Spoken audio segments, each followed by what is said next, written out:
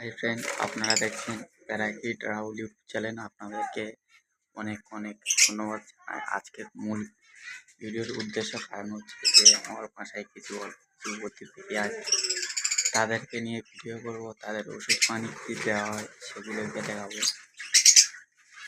এই দেখা পাচ্ছেন আমার ঘরে বাচ্চা দিয়েছে, এই ঘরে 4টে বাচ্চা রয়েছে।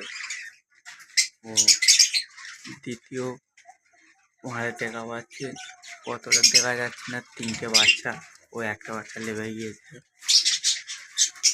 ও তৃতীয় নম্বর ঘরে দেখা পাচ্ছেন খালি। চতুর্থ নম্বর ঘরে দেখা পাচ্ছেন এটাও খালি।